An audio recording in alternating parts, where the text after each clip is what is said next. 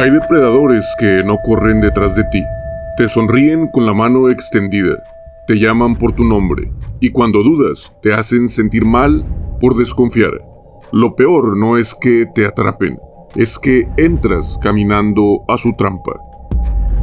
Hoy vas a escuchar cómo se compra confianza con una sola palabra. Cómo se construye un lugar donde la salida existe, pero no puedes usarla.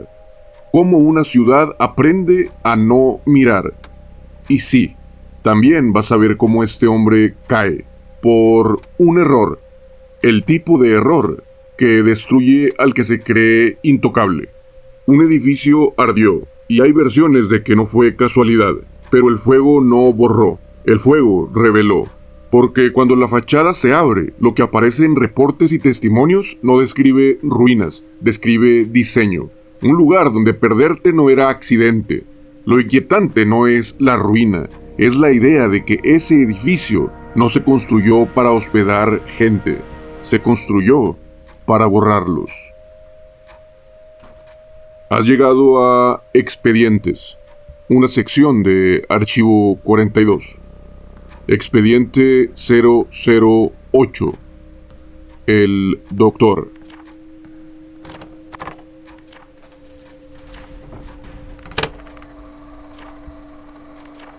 Registro inicial. Ingreso posterior al incendio. El inmueble sigue en pie, pero ya no tiene coartada. Lo primero que anota el informe no es horror, es control. En el sótano, el mismo patrón se repite en distintas versiones. Olor a químicos, cal, hollín viejo, y algo que no encaja con un negocio de hospedaje. Un inventario sin identidad. Llaves sin etiqueta, herrajes internos, piezas metálicas sin explicación clara. Herramientas sin justificación alguna para un lugar que supuestamente era normal. Lo inquietante no es una habitación fea, es la sensación de procedimiento. Clasificar, separar, tomar lo necesario, cerrar y borrar el rastro. Observación operativa. El diseño del lugar favorece la desorientación. No amenaza directo, no hay gritos, solo pérdida de orientación. Un tipo de confusión que, una vez adentro, te hace dudar hasta de los pasos que has recorrido. Última anotación antes del sello de este registro inicial. El gancho de entrada no es la puerta, es una palabra. La palabra perfecta para confiar sin hacer demasiadas preguntas. Doctor. Desde una voz sin rostro, para una mente sin tiempo. Esto es Archivo 42.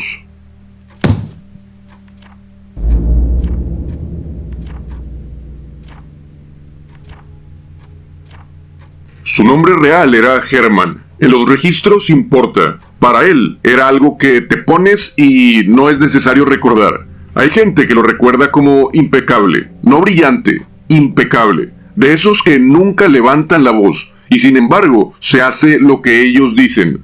Pero lo que se repite en los relatos tempranos, sin decirlo directamente así, es otra cosa. Era bueno para volverse ajeno. Como si el vínculo humano viniera con una cláusula de escape, con una salida de emergencia.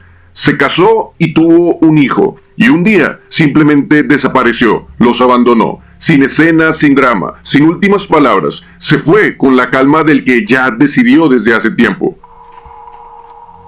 Ahí aparece la lección. El mundo odia los huecos. Cuando alguien desaparece sin explicación, la gente rellena, no porque sea ingenua, sino por necesidad. El vecindario inventó razones, la familia completó los silencios, y eso es combustible para alguien así. Él entendió algo simple: si tú administras la historia, administras lo que el otro está dispuesto a creer. Lo que sigue en esta historia no empezó con sangre, empezó con buenos modales. Una voz tranquila, una presencia que no pide permiso, y la llave maestra, en casi cualquier época, era una palabra que antecede al nombre. Doctor. No era solo un diploma, era un blindaje social. Ese título compraba 3 cosas de golpe: confianza, silencio y tiempo. Y él aprendió a cobrar con las 3. Porque doctor no solo te abre puertas, te hace sentir seguro, incluso cuando no tienes la razón. Como ya lo dijimos, esta persona no tenía apego alguno. Si un nombre se manchaba, lo soltaba. Si una historia se agrietaba, la cambiaba. Si un problema crecía, no lo enfrentaba, lo movía o lo desaparecía. Años después, ya con el nombre desgastado, Herman desaparece, pero aparece otro nombre con la misma piel, Dr. Holmes. Un nombre hecho para sonar correcto, un nombre diseñado para una ciudad donde los extraños llegan diario y donde preguntar demasiado se siente como mala educación. Chicago, con su humo industrial, con sus horarios largos y una ciudad que no se detiene a preguntar. Y ahí encuentra su primera posición real, una farmacia. No es un mostrador, es un escaparate donde cientos de personas pueden verte. La gente llega vulnerable, llega con dolor, fiebre, vergüenza, y te entrega lo más delicado, confianza sin tanta energía. Él no se impuso, se volvió indispensable, útil, correcto, el tipo de hombre al que le das las gracias sin darte cuenta que ya le diste permiso. Los dueños le abrieron las puertas de par en par, le dieron un puesto, le dieron rutina, y con el tiempo, entre papeles y acuerdos, las llaves de esa puerta cambiaron de manos. Hasta que un día la farmacia ya no era de ellos, era de él. Y aquí vive la línea fina de este expediente. Versiones, nunca una sola certeza. Sobre los dueños, que eran los Holton, conviven historias distintas. En una hay un traspaso demasiado limpio y luego silencio, lo cual sonaría extraño. En otra hay papeles, rutina y el mismo resultado de siempre. Holmes se queda con el control de la farmacia. Lo que no cambia es el mecanismo. Alguien confía, un documento cambia de manos, una explicación se instala y el que estorba empieza a dejar de estar. La versión que más se queda pegada al expediente es la desaparición de los dueños justo después de entregarle el control de la farmacia al Dr. Holmes. Holmes no necesitaba fuerza bruta, necesitaba el momento exacto en que a ti te da pena desconfiar. El problema es que una farmacia tiene un techo, no por falta de dinero, por falta de espacio para seguir creciendo, y entonces su posición por primera vez le queda chica. No buscaba sostener un negocio, buscaba algo que no dependiera de convencer a nadie cada mañana, algo donde la ventaja no estuviera en la conversación, sino en el diseño. En una farmacia el plan parece sencillo, la gente entra con una necesidad, te intercambia algo de dinero por una solución a su problema, y sale de ahí agradecida.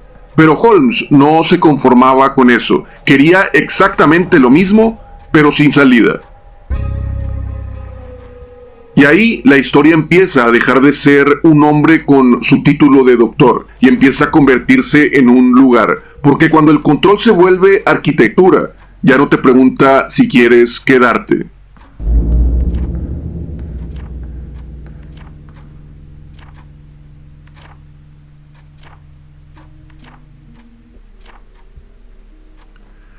Holmes no tuvo que huir para dar el siguiente paso, solo tuvo que cruzar la calle. Frente a la farmacia, en Inglewood, había un lote vacío. Para cualquiera era tierra, pero para él era como un lienzo en blanco.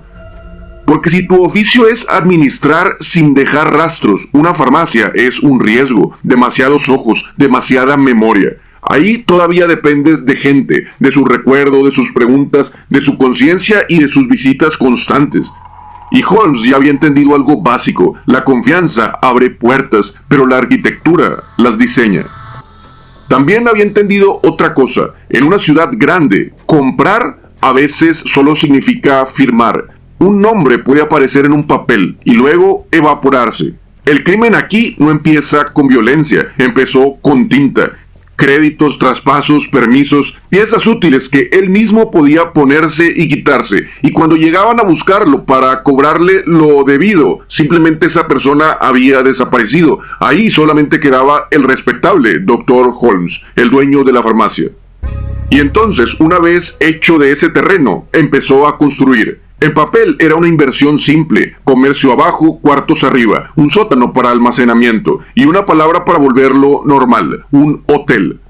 La ciudad estaba a punto de llenarse, la feria mundial volvía a Chicago un imán, gente de paso, trabajo, visitantes, maletas y flujo constante. Ese era el camuflaje perfecto, cuando todo está en obra, nadie interroga a un edificio que empieza a crecer. Pero lo raro no era la fachada, era el método. Holmes no permitió que nadie tuviera el plano completo, contratistas distintos, en tiempos distintos, secciones aisladas, cada quien hacía su parte y salía sin entender el conjunto. Hay relatos persistentes sobre su clara intención de no pagar. Holmes traía siempre nuevos contratistas, les encargaba construir una parte de su edificio. Cuando era momento de pagar, evadía las responsabilidades. Los contratistas simplemente se iban porque trabajo había de sobra. Chicago era una ciudad en gran crecimiento. Lo verificable es que rotaba gente con mucha facilidad y el edificio siguió creciendo como si nada. Este detalle importa porque produce el efecto principal. Nadie conocía el plano entero. Nadie podía describir dónde empieza y dónde termina este problema. Un carpintero recordaba una habitación sin ventanas, un plomero tuberías que no parecían alimentar nada, un albañil levantaba una pared que tapaba la salida de un cuarto, una puerta que él mismo había puesto días antes y quedaba bloqueada por otro acceso controlado. Y cuando alguien pedía planos, la respuesta era siempre la misma y dicha con calma: las tengo yo, no hay tiempo, ustedes hagan su parte, yo soy el dueño. Y así, pieza por pieza, el lugar fue diseñado a su gusto, conveniencia y para obedecerlo solo a él. Aquí no necesito venderte el catálogo completo de la leyenda para que encuentres lo esencial. Si el dueño es el único que tiene el plano, el dueño siempre va a ir un paso adelante. En un plano, una puerta falsa es un detalle. En una noche puede ser tu sentencia. Por fuera, el primer piso seguía siendo lo cotidiano: campanilla, mostrador, frascos y comercios. Arriba, habitaciones. Tránsito convertido en una rutina. En una ciudad en movimiento, eso no activa alarmas. Eso es una ciudad normal. Pero en este punto, el expediente va a empezar a cambiar la temperatura. Hasta aquí hablamos de tinta, permisos, control y ciertas irregularidades. Pero cuando el control se vuelve arquitectura, ya no depende de convencerte. Depende de que decidas cruzar una puerta y ya no sepas cómo volver a salir.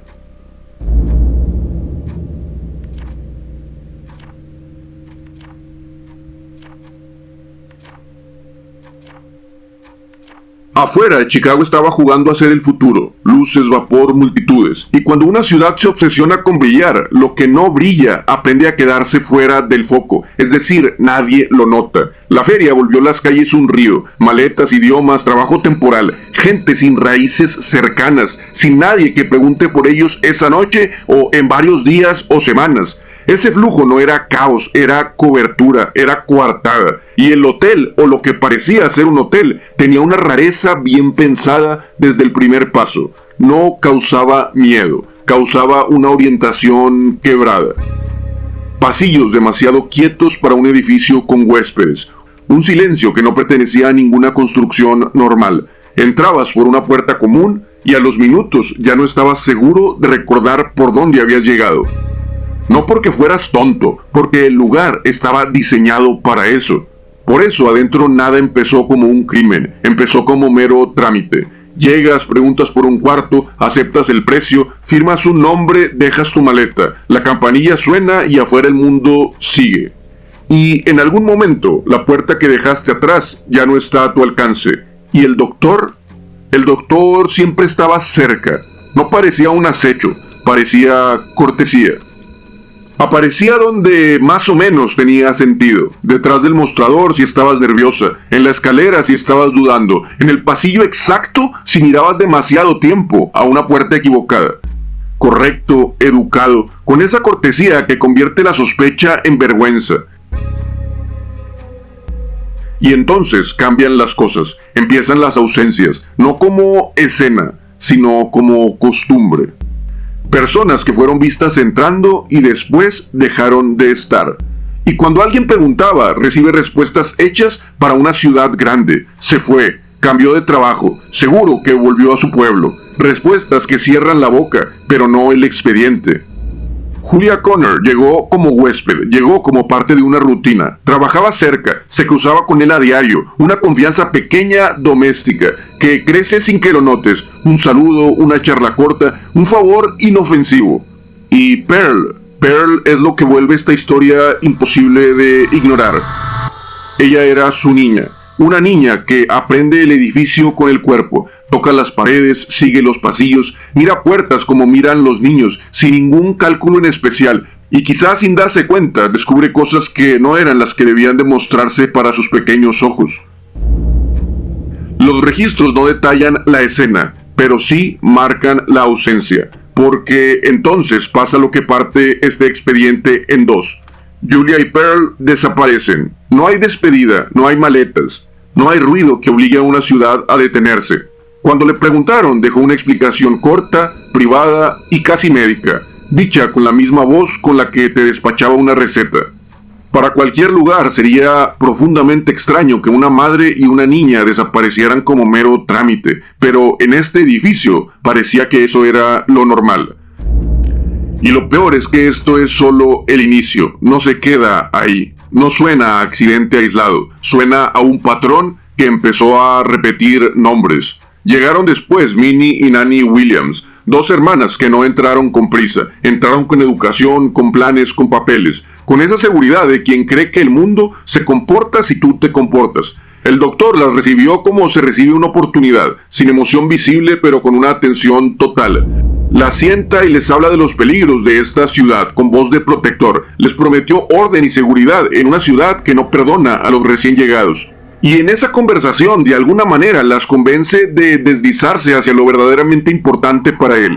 Firmas, traspasos, una hoja que parece trámite, pero termina siendo una llave. No pareciera que les haya arrebatado algo, pero sí que las guió a tomar decisiones que eran las que él quería. Y en el momento en que los papeles quedan completamente acomodados y ordenados al nombre del Dr. Holmes, ellas simplemente desaparecen. Primero una, luego la otra hermana, sin pelea pública, sin testigos, como si el lugar supiera exactamente en qué punto una puerta cerrada deja de ser puerta y se vuelve sentencia. Y el detalle es este, cada ausencia dejaba una ventaja, algo firmado, algo transferido, algo que ya nadie iba a reclamar. Hasta aquí todavía te puedes contar el cuento cómodo, esta persona es solo un estafador, solo desaparece gente cuando le conviene. Pero entonces esta versión también se rompe. Porque empezaron a desaparecer no solo los que dejaban algo, sino también los que no dejan nada. Huéspedes de una noche, trabajadores de paso, vendedoras sin apellido, gente que entra con lo mínimo y desaparece de igual manera. Aquí ya no estás viendo solo un cálculo, estás viendo otra cosa. El sistema ya no sirve para ganar, ahora sirve para demostrar que sigue funcionando. Evelyn Seagrant entró por la puerta más común del mundo, buscar trabajo, secretaria, orden, rutina, un jefe atento, un lugar bastante estable y donde podía quedarse. Y durante un tiempo no pasó nada raro, hasta que lo cotidiano comete su error favorito, creer que por ser normal está a salvo. Porque una secretaria ve lo que los huéspedes no ven, ve horarios, ve nombres, ve facturas, ve cartas, ve un recibo duplicado, un sobre que no debía de existir. Pruebas que no estaban hechas para ser vistas, inconsistencias pequeñas que empiezan a formar un patrón. Y ese patrón no es moral, es meramente operativo. Una puerta que siempre se evita, un cuarto que no se renta. Paredes con dobles fondos que parecen estar hechas solamente para observar ciertos lugares. Y tramos donde el silencio parece demasiado perfecto, hasta que es cortado por la presencia del doctor.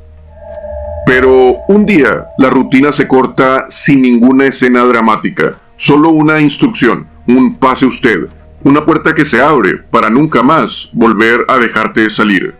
El edificio desde hace tiempo dejó de ser simplemente raro y se convirtió en herramienta. Y lo que volvió todo insoportable no fue el grito, es el silencio hecho a propósito. La idea de que una habitación se vuelve una caja sin ningún forcejeo, que nadie te puede escuchar fuera de ella. El segundo exacto en el que todavía piensas, ahorita va a regresar el doctor, y cuando entiendes que no vuelve, ya no hay con quien discutirlo. Si alguien veía el patrón tenía que borrarse. Y para cuando te dabas cuenta de dónde estabas, ya era demasiado tarde. Ahora llega una pregunta casi obligada. Tantas ausencias, ¿cómo podrían ser justificadas? ¿A dónde irían todos esos restos? Entonces, para rematar esta historia, estaba el sótano. En papel era solamente almacenamiento. Según testimonios, era procedimiento. Era un lugar solamente accesible para el doctor.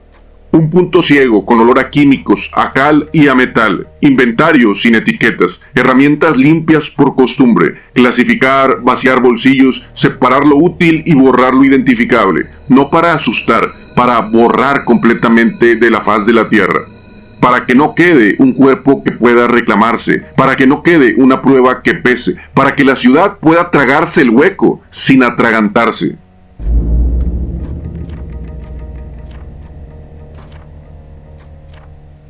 En diversos relatos se habla de cómo Holmes trataba de sacar provecho de completamente todo.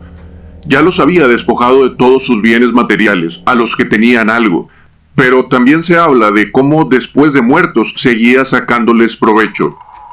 En algunas ocasiones él mismo o en otras ocasiones subcontrataba la separación del esqueleto del resto del cuerpo. Con eso formaba esqueletos articulados que después se reporta que eran vendidos a coleccionistas o escuelas de medicina.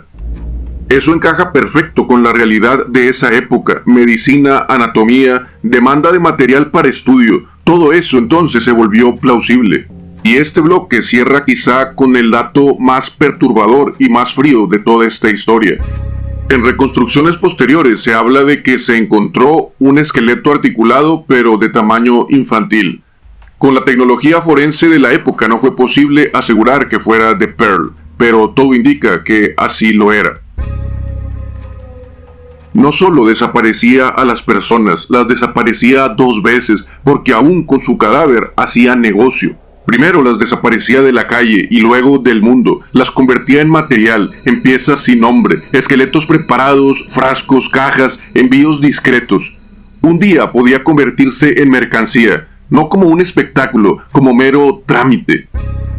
Pero arriba, mientras tanto, la campanilla seguía sonando, el mostrador seguía ordenado, el doctor seguía sonriendo. Eso era lo insoportable, la normalidad seguía funcionando.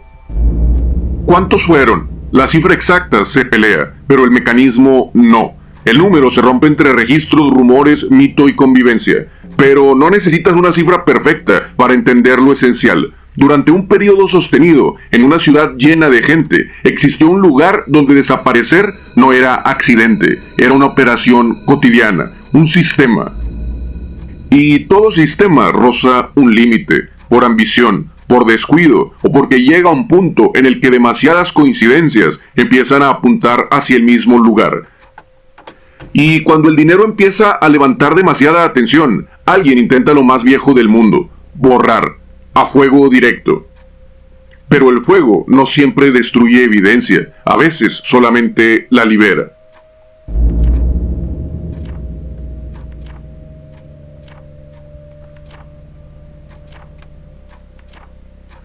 Cuando el edificio ardió, lo que quedó no fueron solo ruinas, fue exposición. Un cascarón donde, según reportes posteriores, se ven las cicatrices, bisagras donde no debería de haber puertas, cerraduras interiores, pasillos que terminaban en pared, herrajes sin ninguna razón, lo que parecía ser como jaulas premeditadas y disfrazadas de habitaciones. Paredes rehechas como si el lugar hubiera pasado años corrigiéndose a sí mismo. Como si por primera vez perdiera la capacidad de fingir. Y ahí es donde empezó el colapso, por donde siempre empiezan las caídas de este tipo de hombres, por negocio. No cayó por culpa, cayó por contabilidad, porque él no intentó huir del incendio, intentó cobrarlo, convertir el desastre en reinicio, seguro, dinero rápido, aire para sus deudas, solo que esta vez ya no trataba con huéspedes, empezó a tratar con aseguradoras, acreedores e investigadores, ojos que no miran lo que él dice, miran lo que ahí falta e investigan lo que está pasando. Cuando el dinero dejó de obedecerlo, hace lo único que ha hecho toda su vida: cambió de nombre, cambió de ciudad y cambió de historia. Solo que ahora tuvo un problema: su método ya no cupo en un edificio, así que se lo llevó encima, consigo mismo. En el equipaje no cargaba con culpas, cargaba solamente papeles, y ahí apareció el error perfecto, el error humano, el que lo volvió alcanzable: Benjamin Pitezel. Pitezel no era una persona inocente, era su socio, un hombre acostumbrado a mentir que cometió la torpeza de creer que podía ser cómplice del maestro. El plan era de esos fraudes limpios en papel: fingir una muerte, activar una póliza, cobrar y desaparecer. Una estafa que vive de una sola condición: que el muerto no esté muerto. Pero con Holmes a tu lado, los planes ajenos tienen un defecto imperdonable, no los controlaba él, y el plan deja de ser plan ajeno en el momento en el que Holmes mete la mano. Así que cambió todo sin avisar. Ya no se trata de simular una muerte, se trata de producirla. Pitzel deja de ser socio y se convierte en una pieza, y Holmes lo mata, no como arrebato, como administración, como algo planeado. Pero aquí es donde el expediente se va a volver insoportable. Pitzel sabía con quién estaba tratando, entonces había tomado, entre comillas, la precaución de llevarse algo que asegurara que Holmes no se iba a atrever a atentar contra él.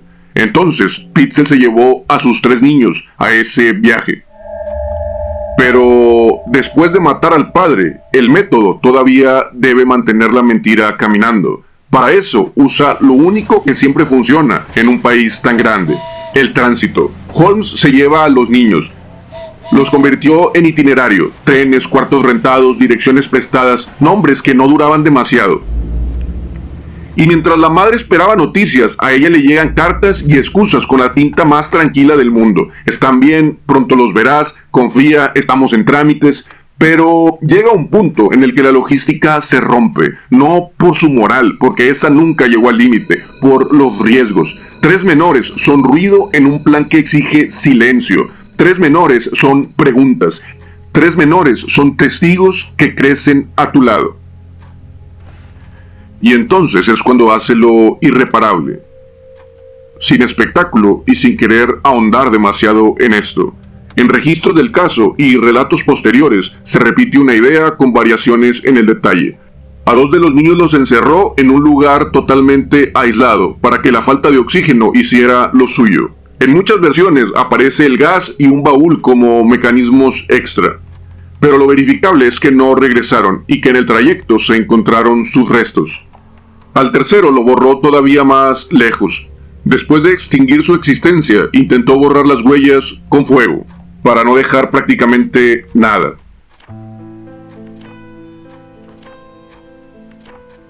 Y ahí fue donde apareció el enemigo natural de este tipo de personas, un detective. En reportes de la época se repite el nombre de Frank Geyer, un tipo que no se impresiona con versiones, un tipo que sigue rastros, que sigue trayectos. Testigos que repiten lo mismo, un hombre correcto y demasiadas historias. Lo siguen como se sigue una mancha que no se ve, hasta que una puerta abre lo que él no pudo cerrar con palabras. Encontraron los restos de los niños. Y entonces el caso dejó de ser fraude, se volvió condena. Llegó el juicio, llegó la sentencia.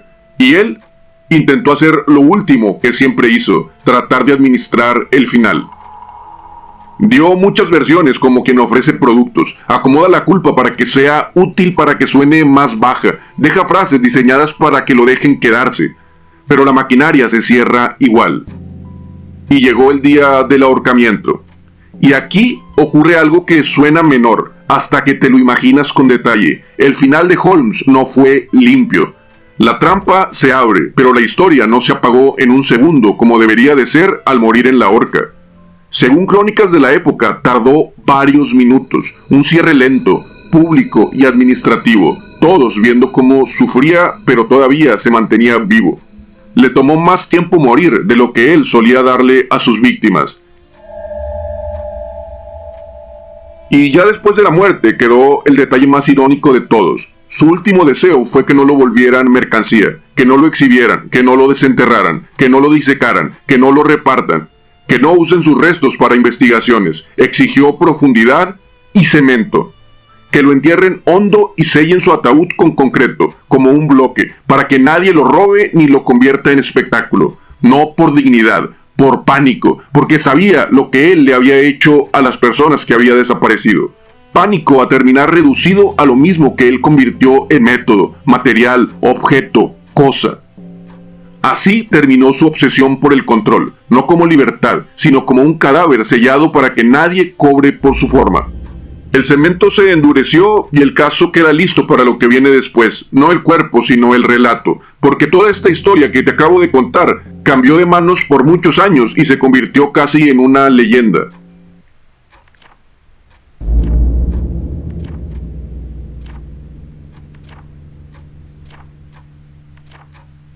Cuando bajó el humo y este expediente se cerró, el caso cambia de dueño. Ya no le pertenece al hombre, le pertenece al público. Y el público no soporta los huecos, los organiza, como te decía al inicio de este expediente. Lo volvió relato, lo volvió cifra, lo volvió una leyenda. Por eso, alrededor de Holmes conviven tres capas que se pisan entre sí. Lo primero es la capa de expediente, lo que se puede sostener: registros, trayectos, evidencia y condena. La segunda es la capa de confesión, lo que él intentó administrar como su último negocio. Subió y bajó números, cambió relatos, se contradijo, como si incluso la culpa viniera en partes.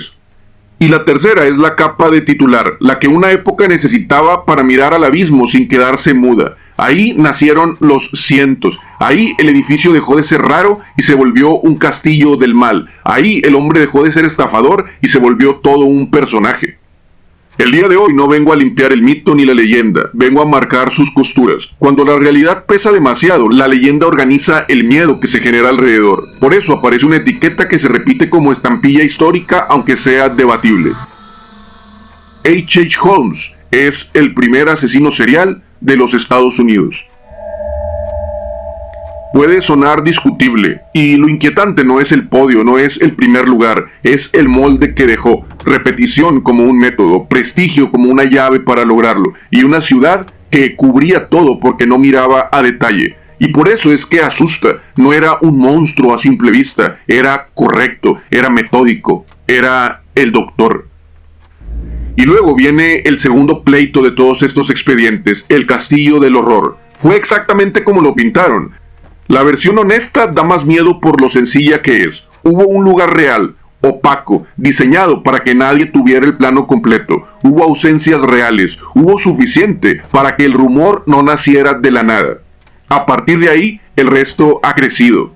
Pero la leyenda no inventa nada desde cero. Tomó un pasillo confuso y lo convirtió en laberinto. Tomó una puerta cerrada y la vuelve una jaula. Tomó un sótano que era operativo y efectivamente monstruoso y lo convirtió en el verdadero infierno, no necesariamente para mentir, sino para explicar lo que la ciudad no quiso aceptar a tiempo. Por eso es que toda esta historia se mudó a la cultura popular, libros, crónicas, series, podcasts y un título que termina de fijarlo en el imaginario contemporáneo: The Devil in the White City, el diablo en la ciudad blanca.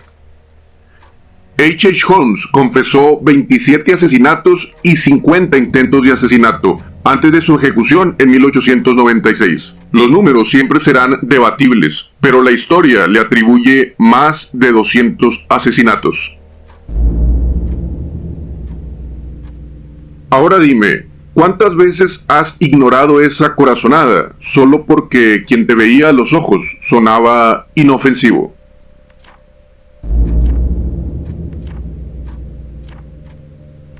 Hay historias que nacen para dar respuestas y otras que solo existen para que no tengamos que cargar a solas con el peso de las preguntas. Esta fue una de esas. Si llegaste hasta aquí, ya hiciste lo más difícil: sostener la incomodidad sin apartar la mirada. Si quieres, el último gesto es simple: compártelo. Nos encuentras en todas las redes sociales como Archivo 42, donde la confianza abre puertas que nunca deberían de abrirse. No lo dije todo, no me creas nada. Nos escuchamos en el próximo archivo.